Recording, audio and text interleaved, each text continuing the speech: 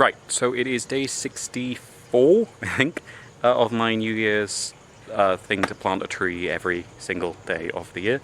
So let's get on with it.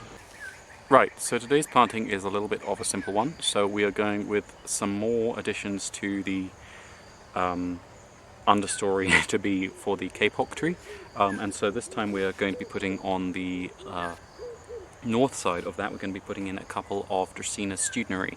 Now I had several more truncheons of these lying around from my friend's much larger plant, and it rained quite heavily about a week ago, and where I had them, which I thought had been quite a nice place for them to be sheltered and keep them until it was a good time to plant them, because as it dries out they'll be quite a good one, because they are quite tolerant, if they're buried deep enough, of going into a relatively dry soil.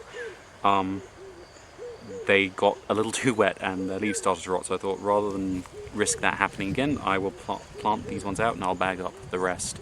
So there were going to be 3 going out today, there are only 2. I will touch on that partway through. But first going in with an aloe arborescens, which is the Krantz aloe, and a Kalanchoe fetchinkoi, which is a very standard lavender scallops, which I put in with a lot, and the Portulacaria afra. It's a medium-sized bush, sometimes reasonably large once quite mature, nice and succulent, quite tolerant of our sandy soils, quite tolerant of shade and sun, so it should be able to stay here in the longer term.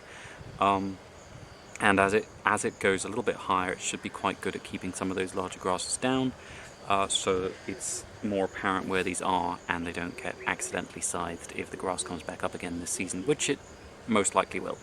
I'm putting the same in with pre-existing Ipe, which is the Handranthus chrysanthus, I think. It's from Central America and South America, I think, but I will put that up on the screen.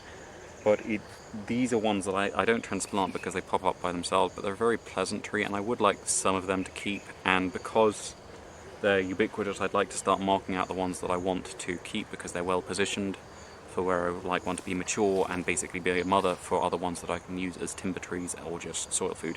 And then with the second Dracaena that is going in, instead of an aloe arborescens, I'm just going to be putting in aloe neuriensis because this is a little bit close to the rose apple, and so this will end up in a little bit more shade. I will probably keep the Dracaena relatively lower here because again I don't want it shading the rose apple, I want it sort of sheltering it from wind but not getting so big that it blocks out the light to it. But this aloe neuriensis tends to be a little bit more shade tolerant, so if it's low down and it's sort of in the shared canopy of the Dracaena and the rose apple, that should be fine. So yes, so that should be everything for today. Thank you very much for watching. Tune in again tomorrow and I will try to do something more creative.